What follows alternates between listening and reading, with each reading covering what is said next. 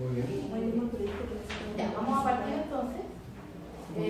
Esta es la primera sesión de la Comisión de Patrimonio Igualitario del Consejo Nacional del Partido Democrático. En esta ocasión, que es nuestra primera sesión quincenal, vamos a abordar su trabajo con organizaciones de la sociedad civil, donde tenemos a Oscar Rementería y a Claudio Alvarado. Y lo que queremos compartir es que puedan presentar ustedes a su organización cómo aborda el tema del matrimonio igualitario y luego dar su argumento con respecto al tema. Así que partamos con, no sé, Claudio, Oscar, ¿quién quiere partir? ¿No tengo un problema de debatir? No. Bueno, la organización en la cual yo represento es MOVIL, el Movimiento de Integración y Liberación Homosexual. Desde hace 25 años he estado trabajando por la igualdad de derechos en nuestro país. Y a lo largo de este tiempo se han acumulado una variedad de hitos que son muy importantes. Partiendo del año 99 con la despenalización de la sodomía, que estaba en el Código Penal. No hace mucho tiempo, de repente uno piensa de que en Chile nunca fue ilegal ser homosexual, la verdad que sí. Tener relaciones entre personas del mismo sexo, aunque fueran adultas, aunque tuviesen 50, 60 años, estaba penado por la ley. Es lo que se denominaba la sodomía. La sodomía es cuando las relaciones de pareja del mismo sexo están penadas. Y ahí comenzaron ya elementos bastante más esenciales para poder llegar a lo que estamos hoy en día en el año 2016. Después de un trágico homicidio como el de Daniel Zamudio, se le dio urgencia a la ley antidiscriminación que estuvo durmiendo por 7 años, si no me equivoco, en el Congreso. Y en ese sentido es lamentable que se tenga que legislar en función a los titulares de los diarios. El Móvil y otras organizaciones habían estado advirtiendo desde hace muchos años de que la discriminación podía causar finalmente la muerte. Y se demostró más sensiblemente a la opinión pública con la brutal agresión que recibió Daniel Zamudio y que le provocó la muerte en la posta central ya 24 días después. Y a partir de eso se vino una avalancha de demandas ciudadanas en relación a aumentar la igualdad de derechos en nuestro país. Posteriormente se aprobó el acuerdo de unión civil. Ahora, nosotros consideramos que se necesita más normativa para un país que tienda a erradicar la discriminación en Chile, como es una ley de identidad de género que se encuentra bastante bloqueada en algunos sentidos en el Congreso, y una ley de matrimonio igualitario. Por supuesto que perfeccionar las leyes que ya tenemos, la ley de antidiscriminación ha sido un paso importante, pero sin las atribuciones necesarias para poder hacer políticas públicas. No existe una institucionalidad, es decir, un organismo del Estado que se haga cargo de fomentar las políticas públicas contra la discriminación. Y esas son las falencias que esperamos que se puedan subsanar en el corto plazo. ¿Por qué matrimonio igualitario? Que es principalmente el tema de las charlas que se están realizando. Nosotros creemos que en un país maduro, en un país que avanza hacia una verdadera respeto de la diversidad, no pueden existir ciudadanos de primera y segunda categoría. Y eso lo tenemos actualmente. Algunos sacarán sus excusas históricas de por qué el matrimonio entre un hombre y una mujer, pero lo cierto es que el matrimonio es una institución que ha creado la sociedad, que la inventó el ser humano. No existe el matrimonio en las verdes praderas, ¿ya? Los conejos no suscriben ningún tipo de institución familiar. Eso es algo que creó el ser humano para poder resguardar el patrimonio de la familia, de las parejas, de los hijos, etc., que tenía una infinidad de cambios en la historia de la humanidad. Hoy día más fuertemente tenemos un rechazo de parte de los sectores conservadores a la idea de modificar el matrimonio tradicional y permitir la pareja del mismo sexo únicamente por un prejuicio religioso. Porque más encima el matrimonio existe mucho antes de la religión católica. Y ese prejuicio lo que busca finalmente es mantener un status quo que la verdad que no se da en el país que tenemos hoy en día.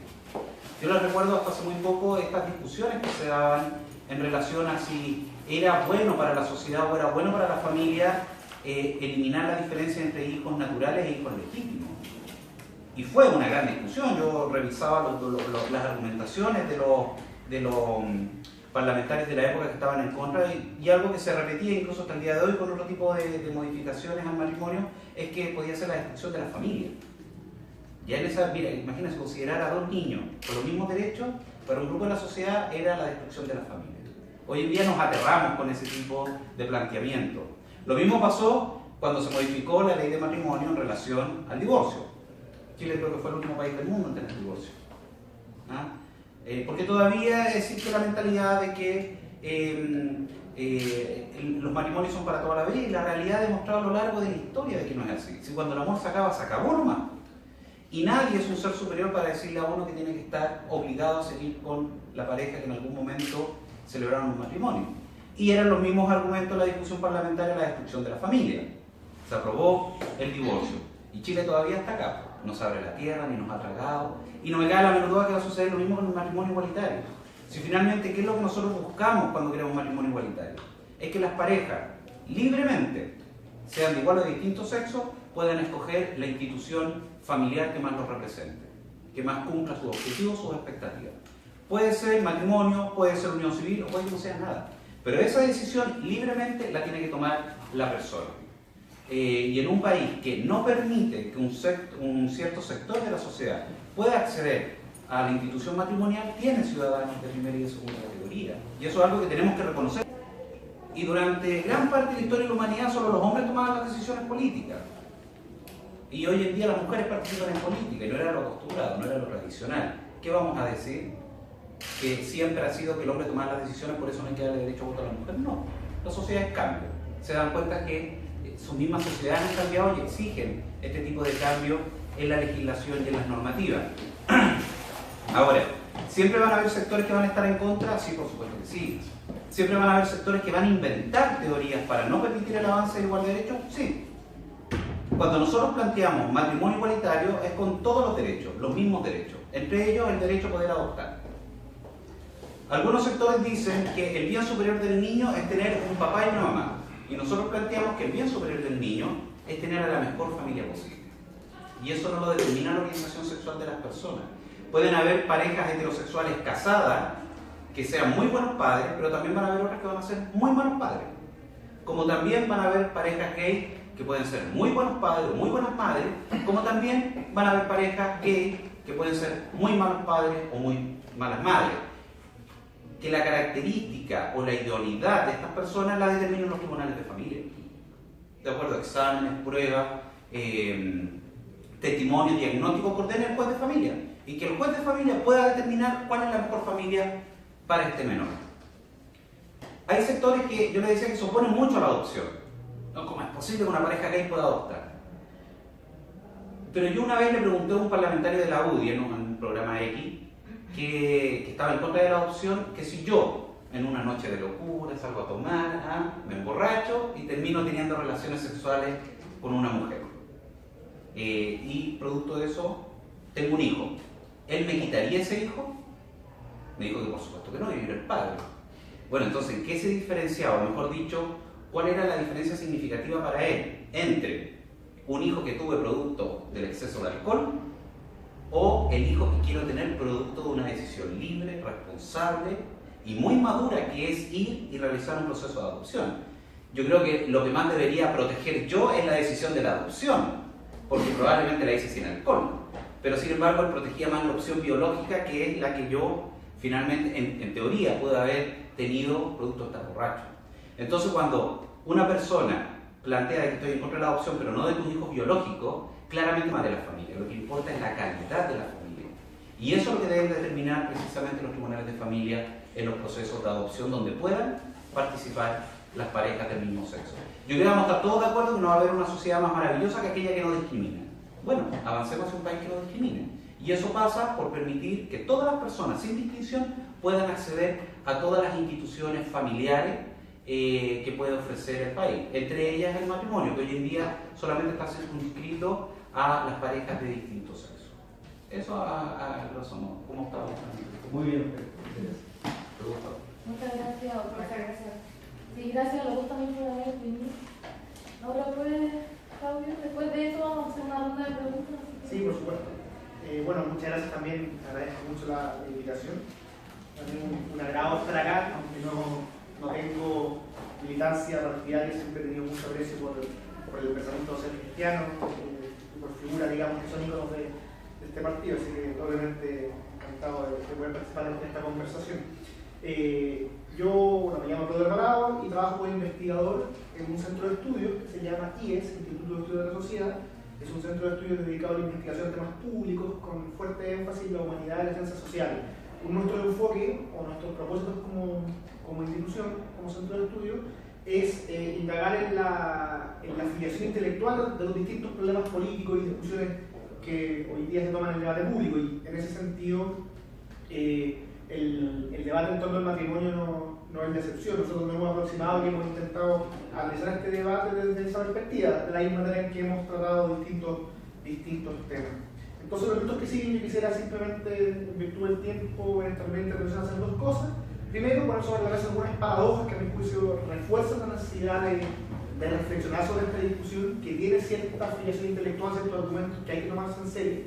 Y después, exponer muy brevemente, después de esas paradojas, algunos de los elementos que a mi juicio hacen que la posición que defiende Oscar tenga algunas complicaciones, no sea tan evidente como hoy día a veces en cierto lugar común o cierto dominante pueden vislumbrarse. Desde ya advierto, eso sí, que esto va a ser muy preliminar. Obviamente después tendremos preguntas, pero además yo les traje, por a partir de lo que les interese, un ejemplar de un articulito que sacamos sobre este debate, y además aprovecho de recomendar, que después se me va a olvidar, un libro muy interesante que comentamos con Oscar antes, que tiene varias gracias, se llama Matrimonio en Conflicto. Si ustedes están interesados en este debate, yo se lo recomiendo. La primera es que es un libro plural, en el sentido de que muestra la más, digamos, amplio abanico de posiciones que hay en este debate. La segunda gracia que tiene es que es de muy buen nivel, digamos, o sea, los distintos partícipes son académicos de muy buen nivel, como decía. Y tiene otra virtud, a mi juicio, es que está escrito en un plano de diálogo, y que una de las cosas que muchas veces hace falta en este debate, que en general abunda en la etiqueta, a veces no nos escuchamos. Bueno, aquí hay un buen ejemplo de diálogo en serio. Dicho eso, paso entonces a lo primero, a las prevenciones o paradojas que quisiera poner sobre la mesa, de por qué yo creo que hay que reflexionar sobre la discusión en torno al matrimonio. Hoy día, primera paradoja, nuestra sociedad ha adquirido una progresiva conciencia de que es un bien en distintos ámbitos de la vida social, de la vida colectiva, el complemento hombre-mujer. Es lo que buscamos, por ejemplo, en los directores de empresas. Está muy de moda el tema de la paridad. Es lo que buscamos en política. Ustedes recordarán que una de las dobles promesas de la Presidenta de la República ha sido, doble promesa en este gobierno y sobre todo en el anterior, avanzar en lo que se denomina paridad de género, complemento hombre-mujer. De hecho, hace poco hubo una no sé si llamarla cruzada, pero una agenda por parte de distintos actores públicos relevantes. Estaba Indo Aranda, Johnny Jackson, creo que Mario Eichel también. Sí, no sé cómo solamente acompañarle un rato, para que interrumpir. Muchas gracias. Hola. Como decía, primera paradoja, entonces, existe esta cruzada, ¿cierto? O está avanzada esta agenda por tener complemento hombre-mujer en distintos ámbitos de la vida social. Recordaba esta digamos, actitud que adoptaron distintos personajes públicos relevantes. Es paradójico que al mismo tiempo que buscamos que en los distintos ámbitos de la vida social tengamos un fuerte complemento hombre-mujer, en el ámbito de la familia no le demos importancia o creemos que es irrelevante. Primera cuestión que yo creo que llama, esto no es ningún argumento concluyente en ningún sentido, pero sí vamos a preguntarse, bueno, algo pasa que queremos en general complemento hombre-mujer, aquí lo tendemos a valorar, parece que hay que preguntarse qué sucede. Segunda paradoja, tiene que ver con el tipo de Estado y de discurso público que hemos construido en Chile, y no solo en Chile, en el mundo occidental en general. Durante los últimos siglos ha tendido a imponerse lo que se denomina el Estado liberal. Estado que se jacta, entre otras cosas, por no reconocer estilos de vida, sino que por permitir que estos se desarrollen y se presenten y dialoguen, compitan según el caso. Bueno, si es que no queremos reconocer estilos de vida, sino que las leyes se tienen que justificar por el interés público comprometido, no basta con que uno diga yo valoro, yo respeto tal o cual conducta o comportamiento, sino que tengo que, frente a cada institución o modificación legislativa que propongo, justificar el interés público comprometido, y luego eso obligaría en este caso a preguntarse por el interés público comprometido en la modificación del matrimonio, en la segunda paradoja.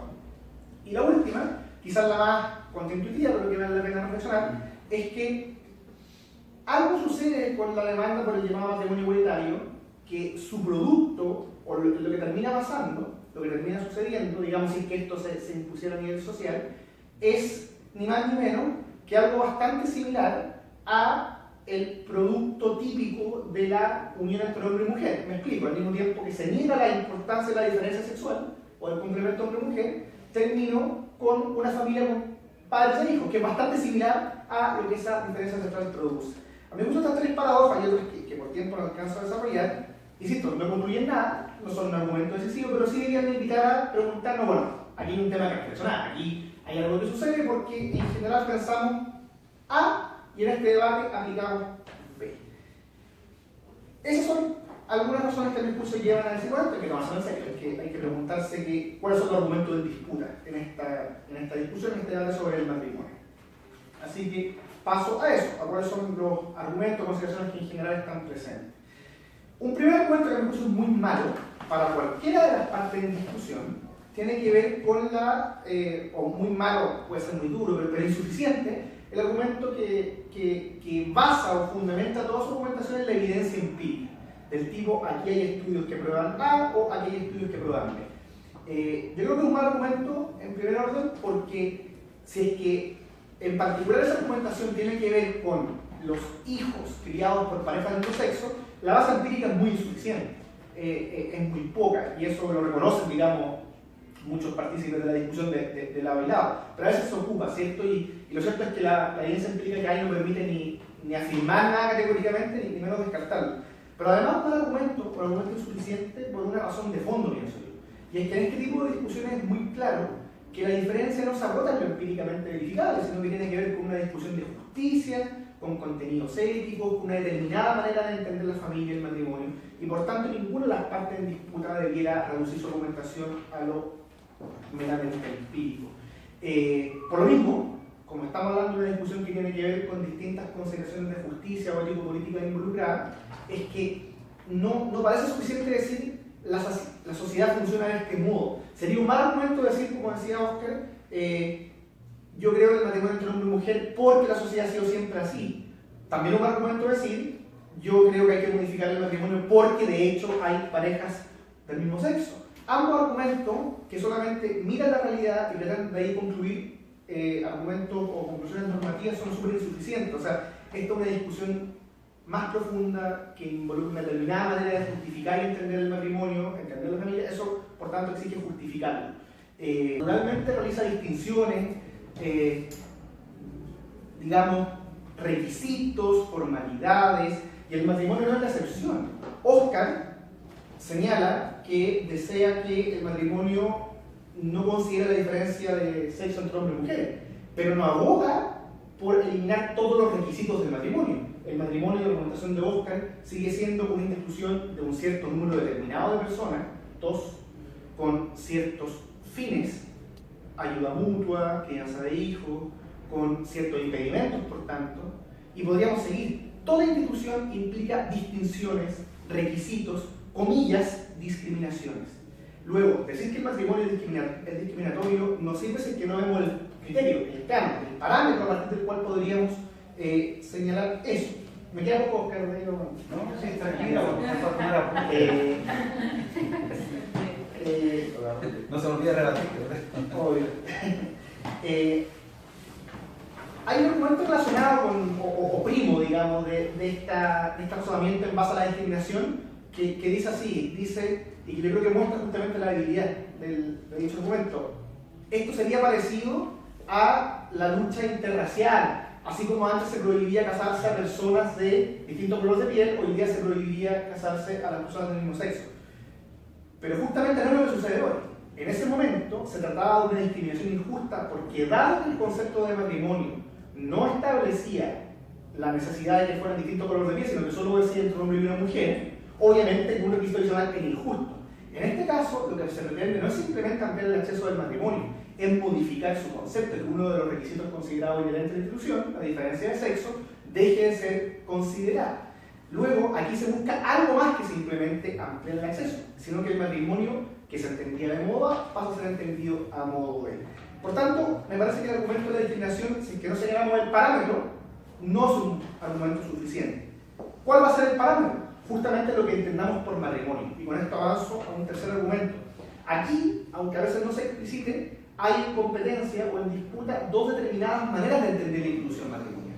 Y lo deseable en el debate es que se expliciten esos argumentos, que digamos cómo entiendo el matrimonio, cómo lo entiendes tú, y si esos determinados conceptos son capaces de justificar aquellas normas matrimoniales básicas que todos decimos aceptar, que sea un matrimonio entre cierto número de personas, con determinados requisitos, con determinados fines, con determinados elementos, con determinados impedimentos.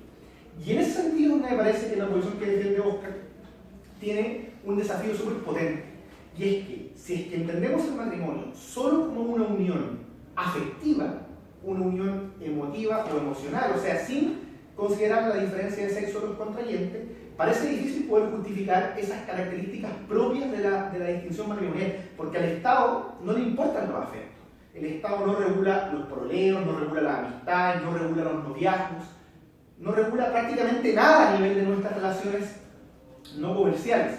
Luego, si es que regula la familia y regula el matrimonio es por algún interés público comprometido.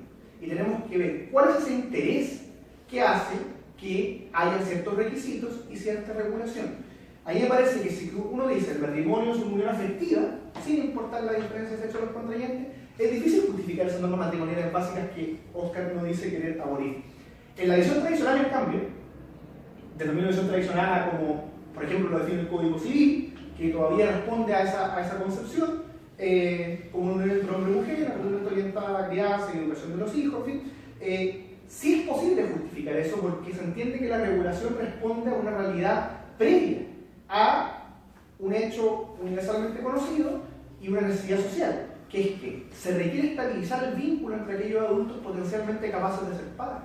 Es un hecho de la causa que los niños y niñas surgen de la unión de hombre y mujer, que la sociedad necesita niños para renovarse y que los niños necesitan a padres que los cuiden. Entonces, la definición tradicional de matrimonio reúne un conjunto de elementos que nuestra sociedad ha ido edificando, pero que se logra justificar las características propias de la institución matrimonial. Justamente como es una unión integral y completa entre hombre y mujer, pueden ser solo dos personas, con los deberes asociados, justamente como está naturalmente orientada a los hijos y el producto propio, son los hijos, conlleva ciertas limitaciones y ciertos deberes, son esos deberes los que en último término justifican el reconocimiento institucional del matrimonio. Entonces, hay un tipo particular de relación que aunque hoy día suele políticamente incorrecto decirlo, sí logra justificar esos requisitos o regulaciones propias del matrimonio. Insisto, si decimos que el matrimonio es una unión afectiva y eliminamos la diferencia de sexo de los contrayentes, ¿cómo justificar esas cualidades tan peculiares de la institución matrimonial que no tiene ninguna otra regulación, ninguna otra institución social? ¿Pero cuál es? Cuando tú decías las peculiares, ¿a cuáles te refieres? A que en general nuestras amistades, nuestras relaciones emotivas del tipo que sean, no se reducen solo a dos personas, no están naturalmente orientadas a la crianza y educación de los hijos, y todo lo que implica el matrimonio que tú no cuestionas. Lo que yo digo, de hecho, es un reconocimiento a lo que dice Oscar. Oscar dice, en apariencia, solo quiere cambiar, digamos, la diferencia de sexo de los contrayentes. Yo digo, eso implica una modificación al concepto de matrimonio, que si es que lo vamos a cambiar por una unión, no sé, por ejemplo, pienso en lo que decía, para citar, y que no parezca esto como definía el matrimonio Pablo Simonetti en su exposición en el Senado. Si me dan 10 segundos se lo encuentro. Pablo Simonetti decía que el matrimonio debería interpretar la voluntad de dos personas que se quieren, de vivir juntos, darse auxilio mutuo, etc. Bueno, así que solo el quererse, el amor, la relación afectiva, no parece justificar aquellas cualidades tan distintivas de esta institución. No quiero latear, así que voy a dejarlo hasta ahí, solamente adelantar que en último término, detrás de este debate que estoy simplemente poniendo algunas cosas sobre la mesa, a mí me parece que se enfrentan dos concepciones que requieren ser explicitadas, dialogadas, que requieren escucharse con respeto y que en último término hacerse cargo de su implicancia. Yo soy consciente, y lo explicito desde ya, para ir terminando, que la visión tradicional de matrimonio, obviamente, si uno se la toma en serio, dado que busca integrar afectividad, sexualidad, procreación, parentalidad, etc., no corresponde exactamente al canon sociológico que hoy día se está instalando en la sociedad. Pero aún así, sí logra justificar, me parece a mí, los requisitos que hoy día asociamos al matrimonio.